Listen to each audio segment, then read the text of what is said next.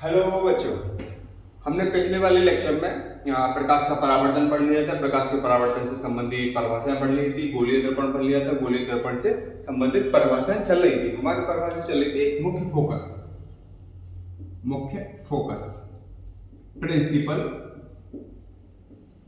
Principal focus.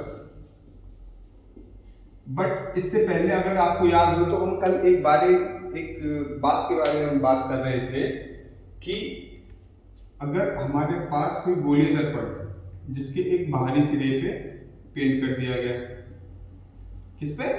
बाहरी सिरे पे, और एक और गोलीय दर्पण है जिसके अंदर वाले सिरे पे पेंट कर दिया गया। तो जिसके बाहरी सिरे पे पेंट किया जा रहा है, पेंट किसका किया जाएगा? पारे की कली तथा रेड ऑक्साइड का। तो ये तो बन गया हमारा अवतल दर्पण। और जिसके दबे हुए तल पे पेंट किया जा रहा है वो बन गया हमारा उत्तल दर्पण। तो हम कल बात कर रहे थे कि अवतल दर्पण को हम अभिसारी दर्पण भी कहते हैं और उत्तल दर्पण को अपसारी दर्पण भी कहते हैं। क्यों? क्योंकि अवतल दर्पण का काम होता है कि जितनी भी प्रकाश की किरणें आ रही है उनको वो जैसे आएंगी ना, उन सबको एक जगह इकट्ठी कर देता, एक जगह इकट्ठी सारी की सारी। और उत्तल दर्पण का काम क्या है कि जितनी भी प्रकाश की किरणें आएंगी सबको फैला देता है। यानी ये अप्सरा टाइप से, मतलब अप्सरा होती है ना, जैसे जन्नत की अप्सरा है ना, तो उस तरीके से वो अप्सरा दूर है तो प्रकाश की किरणों को दूर दूर फैला देता है। अपसारी मतलब वो प्रकाश की किरणों को पास पास कर देता है। अवतल दर्पण को एक दूसरे नाम से भी पहचानते हैं, अपसारी दर्पण। और उत्तल दर्पण को हम ये भी कहते हैं अपसारी दर्पण।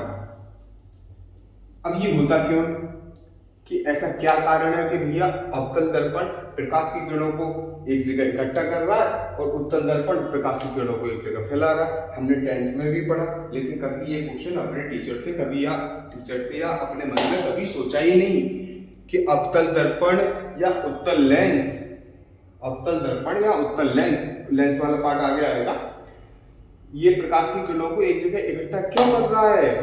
और उत्तल दर्पण या अवतल लेंस ये प्रकाश की किरणों को फैला क्यों रहा है? तो सीधी सी बात है, पहले मुख्य फोकस बाद में देखेंगे, पहले ये देख लेते हैं कि ये अभिसारी दर्पण क्यों कहला रहा है और ये उत्तल दर्पण अपसारी दर्पण क्यों कहला रहा है। तो पहले क्या करा, ये क्या हो गया? मुख्य अक्ष, और बीच में जहां मिला उसको कहते हैं ध्रुव, जिसको करते हैं P से प्रदर्शित। पिछले वाले लेक्चर में जाओ और वहां जाके देखो। और जो इसका सेंटर होगा, जिस गोलीय दर्पण से ये दर्पण कटा हुआ जिसका भाग है, जिस खोखले गोले का कटा हुआ भाग है, उसके केंद्र को हम कहते हैं वक्रता केंद्र, जिसको करते हैं C से प्रदर्शित। यानी अगर कोई प्रकाश की किरण मान लो कि ऐसे है, ये तो आइडियल केस है ना, ध्यान रखना, आइडियल केस है, बिल्कुल एकदम आइडियल को हिंदी में क्या कहते हैं? आइडियल केस है, आदर्श केस है कि हमने मुख्य अक्ष के समांतर ले लिए। अब जब हम एक काम कर रहे थे, अगर आपको पिछला वाला लेक्चर थोड़ा सा याद हो तो हमने एक समतल दर्पण लिया था और उस पे एक प्रकाश की किरण डाली जिसको कहा हमने आपतित किरण, ठीक, और वहां से एक अवलंब खींचा था पहले, और फिर जितना एंगल यहाँ पर बनना है, जो भी एंगल है, जैसे मान लिया हमने थीटा एंगल है, और थीटा एंगल पर हमने परावर्तित किरणों को बाहर की तरफ निकाल दिया। तो परावर्तन का नियम भी यही कहता है कि आपतन कोण तथा परावर्तन कोण एक दूसरे के हमेशा सदैव बराबर होते हैं। और पहला नियम क्या था कि आपतित किरण तथा परावर्तित किरण तथा आपतन बिंदु पर अवलंब तीनों एक ही तल में होते हैं। लेकिन हमें यहाँ पर दूसरे वाले नियम की आवश्यकता है। दूसरा वाला नियम क्या कहता है कि आपतन कोण क्या था? आपतित किरण तथा अवलंब के बीच का कोण।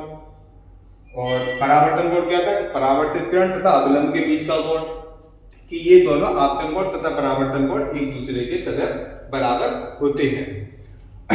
अब ये क्योंकि गोलीय दर्पण है, अब गोलीय दर्पण पे किसी भी पॉइंट पे अगर हमें अवलंब बनाना है तो उसमें एक खास बात ये होती है, हाई स्कूल में वृत्त पढ़ा होगा आपने, वृत्त पढ़ा होगा या गोले के बारे में पढ़ा होगा कि अगर गोले के या वृत्त के किसी भी पॉइंट पे हमें अवलंब बनाना है तो उसका अवलंब हमेशा उसके केंद्र से होकर जाता है। यानी अगर इस पे हम अवलंब बनाएं तो वो हमेशा केंद्र से होकर जाएगा। ठीक, यानी अवलंब तो ये हो गया हमारा अवलंब। ध्यान देना इस बात को। क्या कहते हैं कि गोला हो या फिर वृत्त हो या गोला, उसका जो अगर किसी भी पॉइंट पर हम अवलंब ड्रॉ करना चाह रहे हैं, हम खींचना चाह रहे हैं, तो उसका जो अवलंब है वो उसके केंद्र से होकर जाना चाहिए। और अपने जब गोलीय दर्पण की बात करेंगे तो उसके केंद्र को हम क्या कह रहे हैं, गोलीय दर्पण। तो यानी वो कहां से जाएगा, वक्रता केंद्र से होकर। अब जितना कोण ये वाला बनता है, यानी ये वाला जो कोण है, जितना कोण ये बनेगा उतना ही कोण बनना चाहिए, क्योंकि आपतन कोण हो गया, ये तो आपतित किरण होगी बेचारी, ये क्या होगी, आपतित किरण। और ये हो गया हमारा अवलंब, है ना। अब आपतन कोण तथा परावर्तन कोण एक दूसरे के बराबर होने चाहिए। आपतन कोण ये वाला हो गया तो परावर्तन कोण कहां से लेगा, फिर वो इधर आएगा, तभी तो ये एक दूसरे के बराबर होंगे। ऐसा तो है नहीं कि ऊपर की तरफ ड्रॉ करके ऊपर की तरफ तो जा ही नहीं सकता बिल्कुल भी। तो इस तरीके से आपतन कोण तथा परावर्तन कोण अवतल दर्पण के लिए जब बराबर होते हैं तो वो प्रकाश की किरणें जितनी भी आएंगी सभी को एक जगह इकट्ठा करता, इसीलिए कहते हैं इसको अभिसारी दर्पण। अब नीचे वाला केस ले लो, चलो इसको थोड़ा सा मिटाते हैं। नीचे वाला केस ले लो, यहां लिया। अब जिस बिंदु पर टकराई दर्पण के, आपतन बिंदु की जो डेफिनेशन थी कि दर्पण के जिस बिंदु पर टकराई उसको तो हमने कहा आपतन कोण, आपतन बिंदु।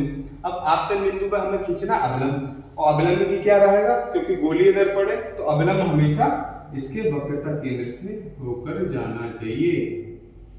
अब ये वाला जो कोण है ये तो हो गया हमारा आपतन कोण यानी आई, और परावर्तन का जो दूसरा नियम है वो हमसे कह रहा है कि आपतन कोण तथा परावर्तन कोण एक दूसरे के सदैव बराबर होते हैं।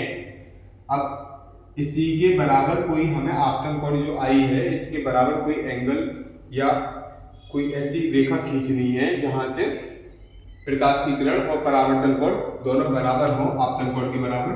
तो क्या करेंगे, सिंपल ये वाली लाइन, तब ये वाली होगी।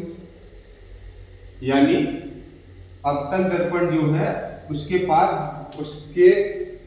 जितनी भी प्रकाश की किरणें आएंगी वो एक दूसरे को अभिसारी करेंगी, यानी एक जगह पर इकट्ठा कर देंगी। अब आते उत्तल दर्पण वाले केस में। यहां तक ये आया समझ में, क्यों कह रहे हैं इसे अभिसारी दर्पण? अगर नहीं समझ में आता तो दोबारा बताना मेरे को, हम दोबारा इसके एक अलग से बना देंगे। 10th का टॉपिक है। अब लेते हैं उत्तल दर्पण। उत्तल दर्पण ये हो गया हमारा अक्ष, जहां मुख्य अक्ष दर्पण को काटे वो तो हो गया हमारा ध्रुव। अब इसका एक वक्रता केंद्र होगा। अब ये बताओ कि इसका वक्रता क्या इधर होगा या फिर इधर होगा? अवतल दर्पण वाले केस में तो बेचारा वक्रता केंद्र इधर हो गया था। अब इस वाले के केस में किधर होगा? इस वाले केस में होगा राइट साइड पे, राइट हैंड साइड पे। क्यों? क्योंकि गोलीय दर्पण की जो परिभाषा है वो ये कह रही है कि गोलीय दर्पण उस खोखले गोले का कटा हुआ भाग होता है जिसके एक सिरे पर पेंट किया जाता है। अब उत्तल की बात कर रहे हैं तो इसके जो दबा हुआ सिरा है उस पर तो हम पेंट कर देंगे तथा उभरे हुए तल से इसका परावर्तन होता है। तो वक्रता केंद्र हो गया इसका इधर, बाकी को हम इसे इधर से मिटा देंगे। तो वक्रता केंद्र बचाएगा। अब क्योंकि परावर्तन तो होना है इधर साइड से, लेफ्ट हैंड साइड से, वक्रता केंद्र भले ही राइट हैंड साइड पे हो, कोई भी प्रकाश की किरण डाल दे, लो अभी भैया डाल दे, सही है। ये प्रकाश की किरण डाल ली, दोबारा वही कि जहां पे भी प्रकाश की किरण मिले उसको तो कहेंगे हम आपतन बिंदु, यानी ये वाला पॉइंट हो गया हमारा आपतन बिंदु। अब आपतन बिंदु पर हमें कोई अवलंब खींचना पड़ेगा, और सीधी सीधी बात दोबारा हम रिपीट करते हैं क्योंकि गोलीय दर्पण है तो अवलंब कहां से जाना चाहिए? इसके केंद्र से होते हुए जाना चाहिए। और अवलंब तथा आपतित किरण के अवलंब हो गई है, आपतित किरण के बीच के कोण को क्या कहते हैं? आपतन कोण, जिसे कहते हैं आई से प्रदर्शन। और अब हमें चाहिए क्या? परावर्तन कोण। और परावर्तन का द्वितीय नियम क्या कहता है कि आपतन कोण तथा परावर्तन कोण एक दूसरे के बराबर होते हैं। तो आई तो ये हो गया। अब दूसरा भैया आर बनाना है तो सिंपल सा एक हमारे पास एक ये केस बचा कि आर ऊपर की तरफ जाएगा, यानी आर अब ये वाला आ गया। कोई और दूसरा केस है ही नहीं कि जहां से आई आपतन कोण तथा परावर्तन कोण को एक दूसरे के बराबर हम कर सके। कोई दूसरा है ही नहीं भैया केस। देखो इसके अलावा बताओ कोई केस हो तो कमेंट सेक्शन में जरूर बताना मेरे को। ना तो अवतल दर्पण वाले केस में है कोई दूसरा वाला केस, ना उत्तल दर्पण वाले केस में। तो यहां हमने देखा कि कोई भी प्रकाश की किरण आ रही है तो उसको उत्तल दर्पण जो है उसको फैला रहा है। जैसे प्रकाश की किरण गई यूं करके टकराई, उत्तल दर्पण ने क्या करा, पीछे की तरफ लौटा के फैला दिया। लेकिन अवतल दर्पण क्या है कि प्रकाश की किरण गई, अवतल दर्पण से टकराई और उसने प्रकाश की किरणों को एक जगह इकट्ठा कर दिया। उत्तल दर्पण फैला रहा है, अवतल दर्पण एक जगह इकट्ठा कर रहा है। इसीलिए कहते हैं अवतल दर्पण जो है वो हमारा अभिसारी लेंस है और उत्तल दर्पण जो है हमारा अपसारी लेंस है। अवतल दर्पण जो है वो हमारा अभिसारी दर्पण है और उत्तल दर्पण जो है अपसारी दर्पण है। इसके आगे हम पढ़ेंगे। यदि समझ में आया क्यों हम अवतल दर्पण को अभिसारी दर्पण कह रहे हैं और उत्तल दर्पण को अपसारी दर्पण कह रहे हैं, क्योंकि अवतल दर्पण हमेशा प्रकाश की किरणों को एक जगह इकट्ठा करेगा और उत्तल दर्पण प्रकाश की किरणों को हमेशा फैलाएगा, जो हमें एक स्थान से आती हुई प्रतीत होंगी। अब आते हैं मुख्य फोकस पर। अब मुख्य फोकस की परिभाषा पे जाने से पहले हम थोड़ा सा इसके डायग्राम वगैरह जो होते हैं ना बड़े प्यारे प्यारे से हैं इसमें, तो हम उस पर चलते हैं। ये बनाया हमने, कांच का खोखला गोला लिया, बेचारा काट दिया। अब काटने के बाद हमको ये सूझा कि हम इसके ऊपर वाले सिरे पर पेंट कर दे रहे हैं और ये हमने कर दिया। और जैसे ही पेंट करा तो हमें पता चलता है अरे ये तो हमसे अवतल दर्पण बन गया। क्या बन गया? अवतल दर्पण। अब हमने एक और कांच का खोखला गोला लिया या इसका जो बचा हुआ भाग था उसी को प्रयोग कर लिया, यूं लिया। अब क्योंकि हमने इसके उभरे हुए तल पे पेंट कर दिया, अब हमने सोचा चलो इसके अंदर वाले तल पे पेंट कर दे रहे हैं, दोनों अपोजिट। अब इसके अंदर वाले तल पे करा तो भैया पता चला कि ये तो हमारा उत्तल दर्पण बन गया। बेचारा यार, ये बहुत परेशान दर्पण है। एक उत्तल दर्पण हुआ और एक ऐसे अवतल लेंस हुआ। ये दोनों बहुत परेशान बेचारे, इनका कोई ज्यादा प्रयोग नहीं करता, मतलब पूछा पाछी ज्यादा नहीं है। ये मान लो कि जैसे शादी में फूफा आते हैं ना, फूफा को कोई नहीं पूछता, उसी तरीके से बेचारे। अब ये खींचा हमने, सॉरी टेढ़ा हो गया, सॉरी, ये एक लाइन खींची, ये हो गया हमारा मुख्य अक्ष। ऐसे ही इसका एक मुख्य अक्ष, जहां मुख्य अक्ष दर्पण को काटे वो हो गया ध्रुव। ऐसे इसका एक ध्रुव हो गया। इसका वक्रता केंद्र यहाँ पे C और इसका वक्रता केंद्र कहाँ होगा? क्योंकि देखो ये वाला तो इधर बनेगा गोला, खोखला गोला, तो इसलिए वक्रता केंद्र इधर, और इसका खोखला बनेगा उधर, तो इसलिए इसका वक्रता केंद्र इधर। अब दोनों पे क्या करा, हमने डाली मुख्य अक्ष के समांतर प्रकाश की किरण।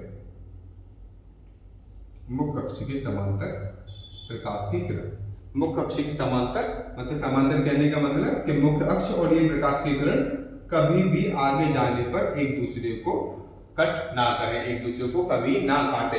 ऐसे इधर किया कि एक प्रकाश की किरण ऊपर डाली और एक प्रकाश की किरण नीचे से डाल दी। अब अवतल दर्पण का क्या काम क्या है? क्योंकि अवतल दर्पण को अभी जस्ट एक मिनट पहले पढ़ा था कि अवतल दर्पण है अभिसारी लेंस, सॉरी अभिसारी दर्पण, कि ये प्रकाश की किरणों को एक जगह इकट्ठा कर देगा।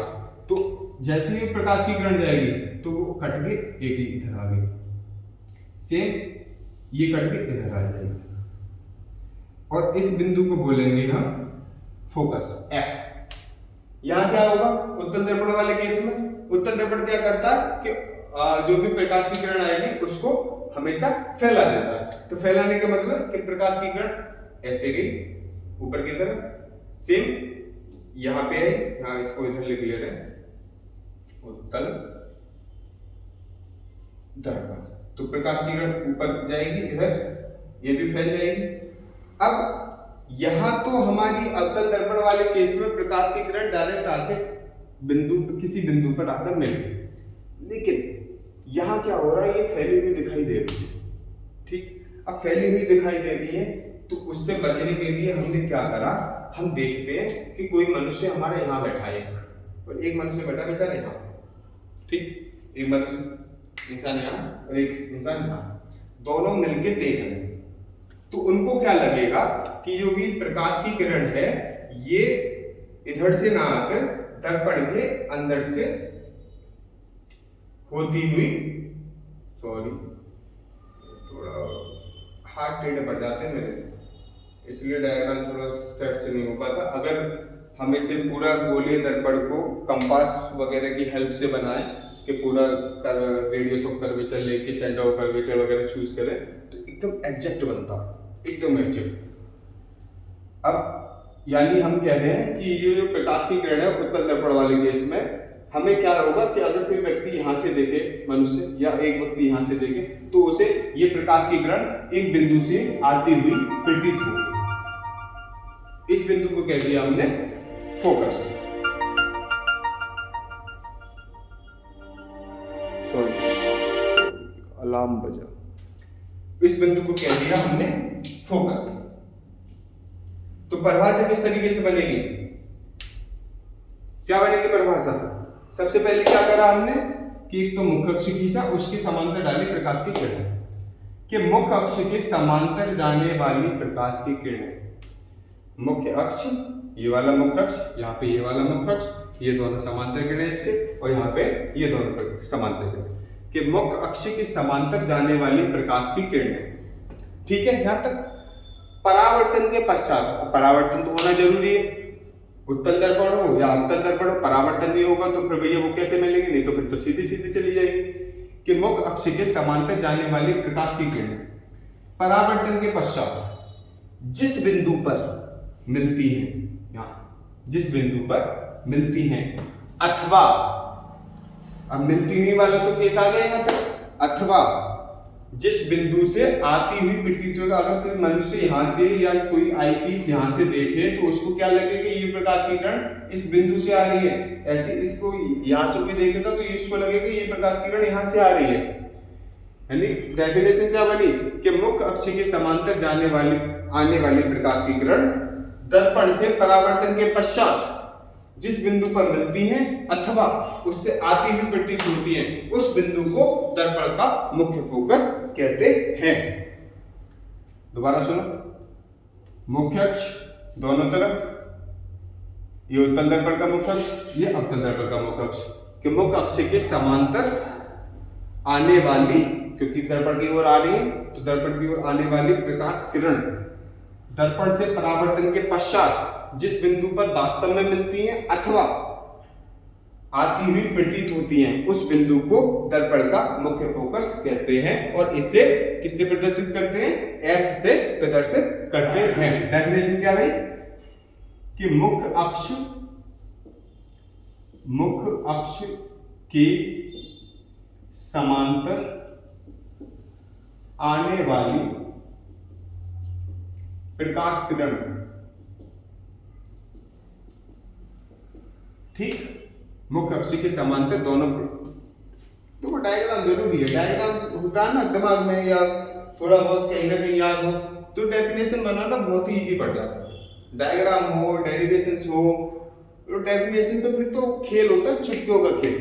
तो बस वही है कि दर्पण मुख्य अक्ष के समांतर आने वाली प्रकाश किरण, फिर क्या होगा, अब प्रकाश की किरण तो आ गई, फिर क्या हुआ, दर्पण से हुआ परावर्तन। मुख्य अक्ष के समांतर आने वाली प्रकाश किरण दर्पण से परावर्तन के पश्चात, सही है, परावर्तन भी कर दिया हमने भैया, टकराई, अब या तो वो सिकुड़ेगी या फिर फैलेगी। लेकिन हमें दोनों बातों को एक ही डेफिनेशन में इंक्लूड करना है कि मुख्य अक्ष के समांतर आने वाली प्रकाश किरण दर्पण से परावर्तन के पश्चात जिस बिंदु पर वास्तव में मिलती हैं, वास्तव में मिलती हैं। अब देखो अवतल दर्पण वाले केस में क्या होगा, वास्तव में मिल रही है, रियल में मिल ही रही है। या जिस बिंदु से आती हुई प्रतीत होती है, आती हुई प्रतीत होती है। अब दोनों बातें हमारी कंक्लूड होगी कि अवतल दर्पण की भी बात कह दी और हमने उत्तल दर्पण की भी बात कह दी।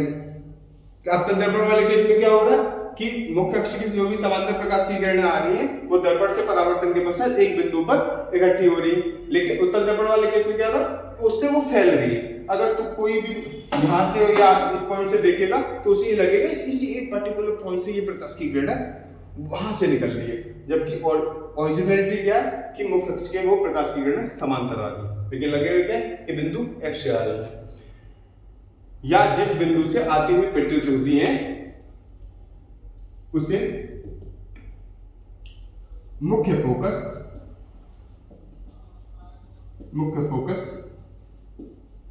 कहते हैं। इसे कैपिटल F से प्रदर्शित करते हैं।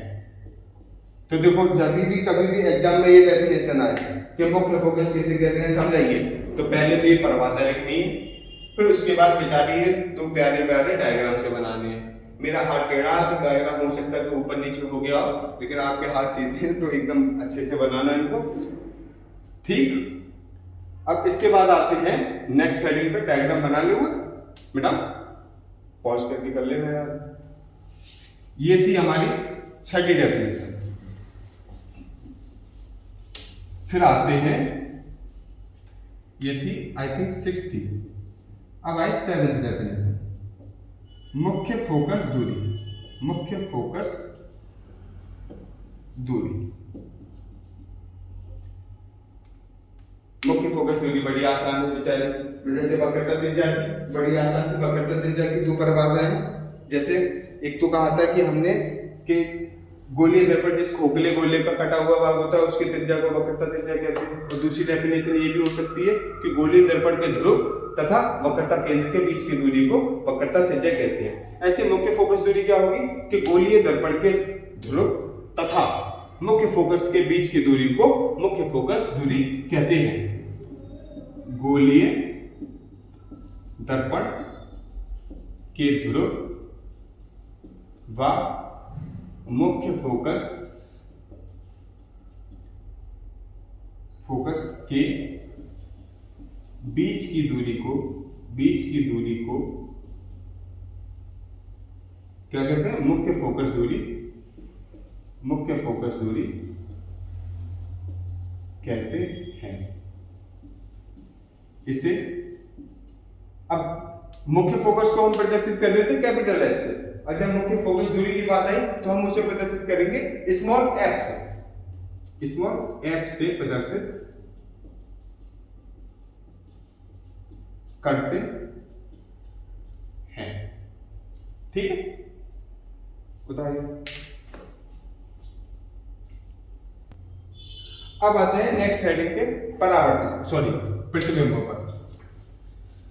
अब प्रतिबिंब की भी डेफिनेशन बेचारी मुख्य फोकस जैसी है यार, बार बार रिपीट करके मैं तो थक गया हूं, लेकिन करना तो पड़ेगा। प्रतिबिंब इमेज कि कोई भी ऑब्जेक्ट है हमारा कहीं पे रखा हुआ है अवतल दर्पण के आगे या उत्तल दर्पण के आगे, कि क्या होता है कि अगर हमारे सामने पास में कोई दर्पण हो, जैसे हम जिसमें अपना चेहरा देखते हैं, ये सामने दर्पण रखा है, इसमें हमने चेहरा देखा, हम इधर हो गए, हम खड़े हुए, ये तो हो गए हम वस्तु, और हमारी ही सेम प्रकार की एक आकृति उसमें बन जाती है, ठीक। तो इस चीज को कहते हैं, जो हमारी आकृति बनी है उसमें, उसको कहते हैं हम प्रतिबिंब। तो प्रतिबिंब की जो परिभाषा रहेगी, जिस तरीके से हमने मुख्य फोकस को पढ़ा उसी तरीके से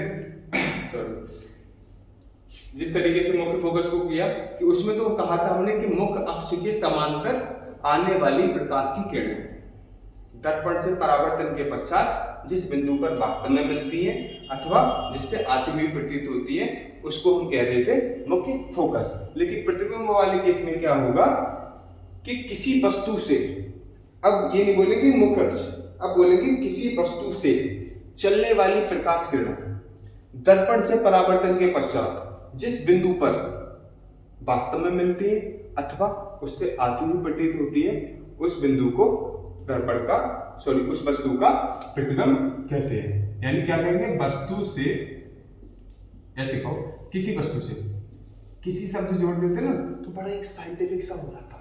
किसी वस्तु से चलने वाली प्रकाश किरण, चलने वाली प्रकाश किरणें दर्पण से परावर्तन के पश्चात, देखो दर्पण है तो परावर्तन होगा, अगर लेंस हुआ तो अपवर्तन होगा, कभी भूलना नहीं है, कंफ्यूज कर देते हो तुम। आगे बच्चे आते हैं 11th में एडमिशन लेने और वो उनसे पूछते हो कि दर्पण का परावर्तन क्या है, तो वो अपवर्तन की डेफिनेशन बताते हैं, अपवर्तन पूछे तो परावर्तन की बताते हैं। तो ऐसे कंफ्यूज नहीं होना कि किसी वस्तु से चलने वाली प्रकाश किरण दर्पण से परावर्तन के पश्चात जिस बिंदु पर वास्तव में मिलती है, वास्तव में एकदम रियल वाली वास्तव में मिलती है,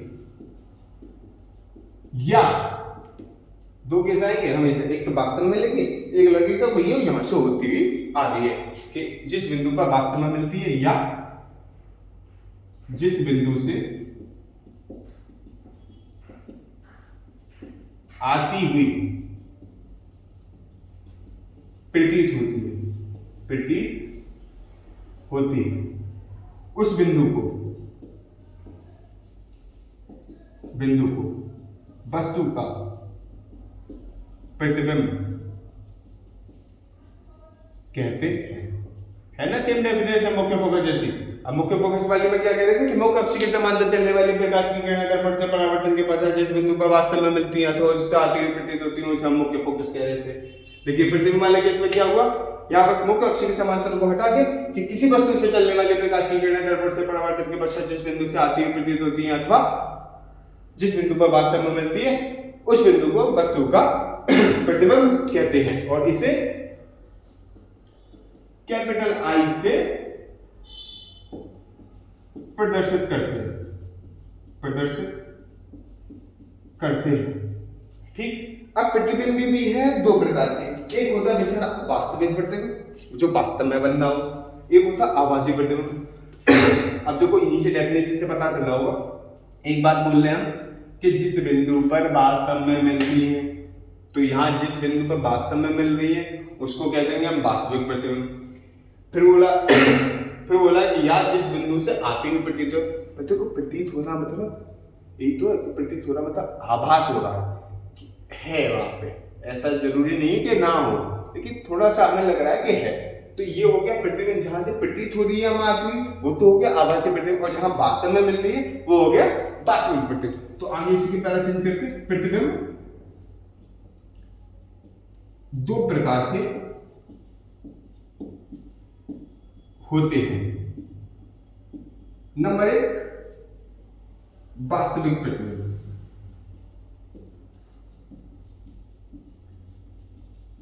रियल इमेज। नंबर टू आभासी प्रतिबिंब, इमेजिनरी इमेज। अब ये इमेज भी और वो भी इमेजिनरी है, कैसे काम चलेगा, है ना। आभासी वाले में तो काम चल नहीं पाएगा ऐसे। अब इसी के आगे हम वास्तविक प्रतिबिंब तथा आभासी प्रतिबिंब की ओर बढ़ते हैं। अब इसे उतारिए, फिर वास्तविक प्रतिबिंब की परिभाषा लिखेंगे। तो नेक्स्ट हेडिंग डालते हैं वास्तविक प्रतिबिंब। देखो मैं छोटा छोटा सा ना यही ऐड करूंगा, तुम दोबारा लिखोगे, सही है। पहला डाला हमने वास्तविक प्रतिबिंब, यार लिखने में बड़ा टाइम चल गया था। रियल इमेज, वास्तविक प्रतिबिंब डाल दिया। क्या बोलेंगे, किसी वस्तु से चलने वाली प्रकाश किरणें दर्पण से परावर्तन के पश्चात जिस बिंदु पर वास्तव में मिलती है और इसको हटा देंगे। उस बिंदु को वस्तु का क्या कहते हैं? वास्तविक प्रतिबिंब, वास्तविक प्रतिबिंब कहते हैं। और इसे छोड़ो, किसी से प्रदर्शित करने की जरूरत नहीं है। आई तो आई हो गया, चाहे वास्तविक हो चाहे आभासी हो, चाहे इसे प्रदर्शित करेंगे इसे, तथा इसे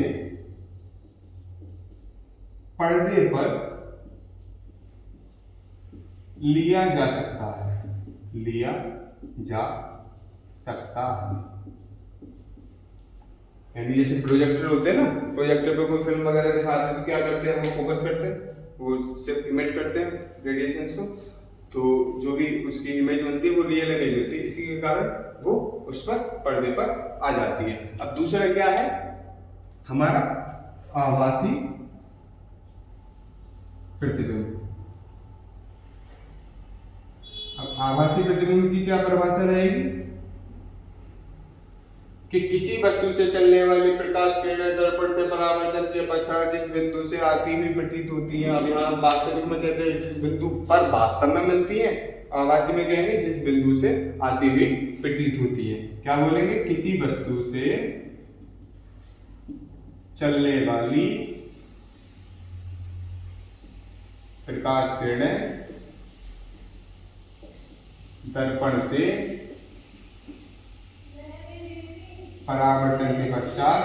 परावर्तन के पश्चात जिस बिंदु से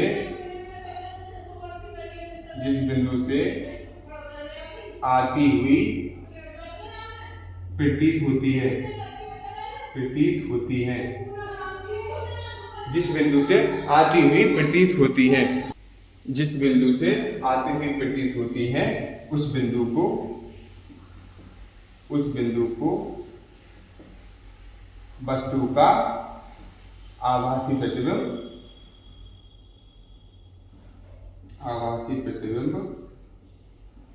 कहते हैं। अब बस इसमें एक खराबी है आभासी प्रतिबिंब, जैसे वास्तविक प्रतिबिंब है ना, उसको पर्दे पर लिया जा सकता है। अब पर्दे पर ले लेंगे तो उसका फोटो भी खींच सकते हैं, कैमरा लगा तो फोन से फोटो खींच लेंगे। अब आभासी में बस ये दिक्कत है कि इसको पर्दे पे नहीं ले सकते, लेकिन हाँ फोटो खींच सकते हैं। जैसे हम मिरर में अपनी सेल्फी खींचते हैं ना, कैमरा में आईफोन वाले खासकर वो अपना वो कटा हुआ एप्पल दिखाने के लिए इस तरीके खींचते हैं, तो वो एक आभासी प्रतिबिंब बनता है समतल दर्पण में, आभासी प्रतिबिंब कहते हैं। तथा इसे पर्दे पर नहीं लिया जा सकता है, परंतु इसका फोटो खींचा जा सकता है। जैसे आईफोन वाले करते हैं, बेचारा वो कटा हुआ एप्पल किडनी बेच के यहाँ दर्द हो रहा है पेट में, लेकिन आईफोन चलाना है ना। एक दो कैमरे वाले, उनका भी अलग शो है, क्या करा जाए, अलग शो है सबका।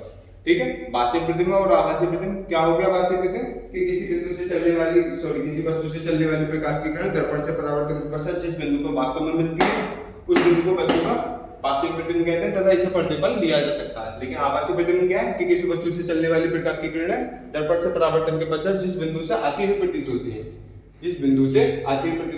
उस बिंदु को वस्तु का आभासी प्रतिबिंब कहते हैं, तथा इसे पर्दे पर नहीं लिया जा सकता, परंतु इसका फोटो खींचा जा सकता है।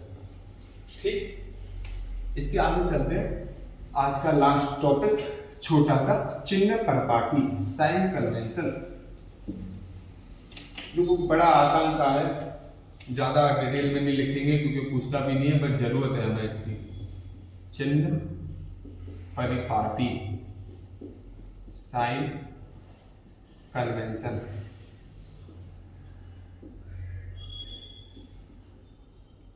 जिस तरीके से हमने हाई स्कूल में कोऑर्डिनेट ज्योमेट्री पढ़ी थी कि एक्स एक्सिस होता है, ये माइनस एक्स, ये प्लस वाई और ये माइनस वाई, ये प्लस एक्स, यानी ये मूल बिंदु को मूल बिंदु के राइट हैंड साइड, मूल बिंदु के राइट हैंड साइड और अप साइड में पॉजिटिव है, मूल बिंदु के लेफ्ट हैंड साइड और डाउन साइड नेगेटिव है। सेम है हमारा इसमें दर्पण के कि मान के चलो कि ये हमारा कोई दर्पण,